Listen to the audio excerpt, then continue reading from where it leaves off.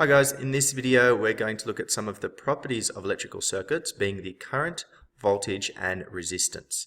And surprise, surprise, we're going to talk about current, voltage and resistance, and we're then going to look at a relationship between these three properties. Now I'll just warn you now, I'm not going to go into Ohm's law, which is the way of quantitatively dealing with this relationship. I'm just going to qualitatively describe how these three properties affect each other. So firstly, current. And current's defined as the rate of flow of electrons through a conductor. And current has the symbol in physics or in science. We use the symbol of I for current because C was taken. And a way to think about current is about how many electrons are passing at a given point at a particular time. Now this sort of imagining what electrons look like and they're moving around is a little bit tricky because we can't see them and we can't even see inside the conductor that they're moving through. But if we look here, I've done a little diagram. So that box is my conductor that my electrons, being my negatively charged particles, are going to move through, and I've drawn a little line. So if I were to watch that for a while and see how many pass the point within a second, I could then measure my current or the rate of flow. Now the way that we actually measure rate of flow of electrons, the current, is using an ammeter. And an ammeter needs to be connected in series so that all of the electrons are passing through that ammeter. And it gives us a reading in the unit of amperes or amps with a symbol of A.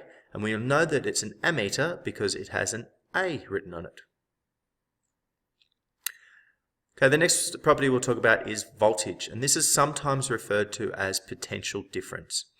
And it's the electrical pressure pushing the electrons around the circuit. And I can understand that this again sounds a little bit abstract, but if we start thinking about electrons and what electrons are, so they are negatively charged particles. So if we bring two electrons near each other, they are going to repel each other and push away. So, for example, if I have an area that has a whole heap of negatively charged particles in it, they're all going to want to push away from each other. And if the more negatively charged particles I have in there, the more they're going to want to push away from each other. So here you can see I've got a box and it's got heaps and heaps of negatively charged particles in it. How they got there is not that important, whether I did it through a chemical reaction or whether I actually just forced those electrons in there. But we have a whole heap of negative electrons in there. So they're all going to be pushing on every other electron, and they're going to be squeezing or pushing those electrons down any conductor that comes along. So if I connect a conductor up, it's going to push those electrons along the conductor to another place where there are less electrons, because there is less force over here because of the difference between these two boxes. Even if this amount of electrons, I had the same amount, so say that's 20 and this is 2. If I put 20 electrons here, we still wouldn't see any pressure or any movement of the electrons because there wouldn't be any of that difference. Okay, so the difference here is the big thing, that there is more on this side than that side, therefore they're going to want to push or repel along the conductor to this side. And this side is really just the negative terminal, while this side is the positive terminal of a battery. So usually these would be, or cell, these would be right next to each other. Now, how we measure voltage in a circuit is using a voltmeter, and you can see it looks very similar to the ammeter, only it's got a V on it instead of an A.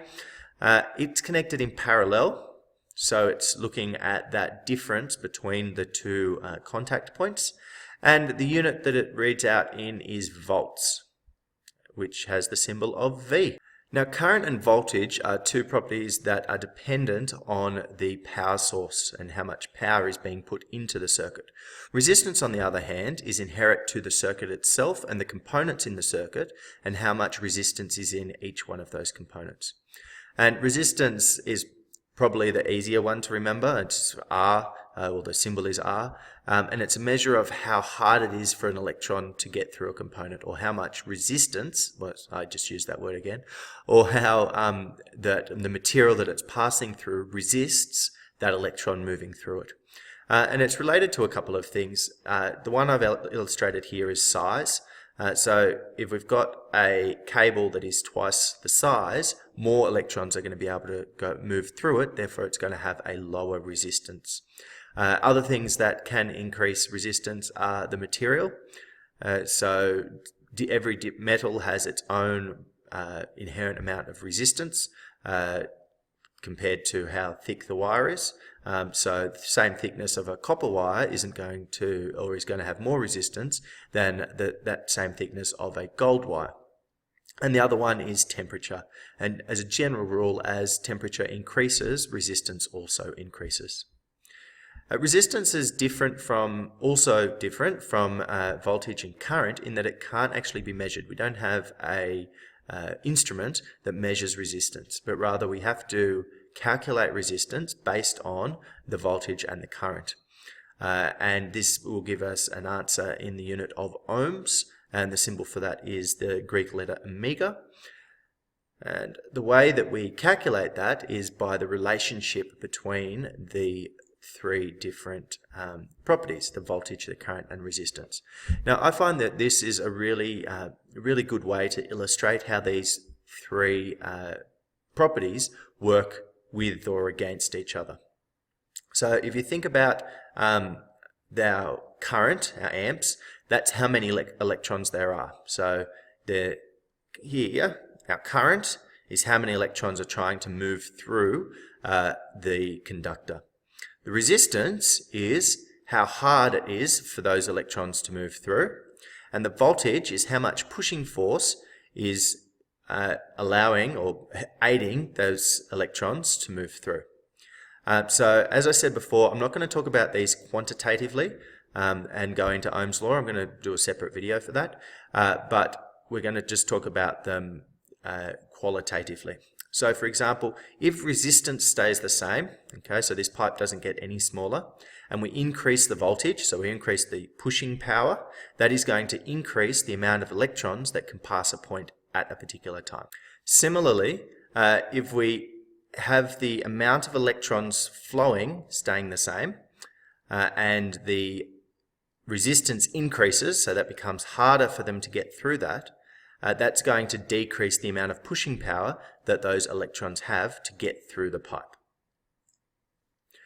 In this video, we've looked at current being how many electrons are moving past a point at a particular time, voltage being the pushing power that those electrons have, also referred to as the potential difference, resistance being how hard it is for the electrons to move through the conductor, and a brief look at the qualitative relationship between current, voltage, and resistance.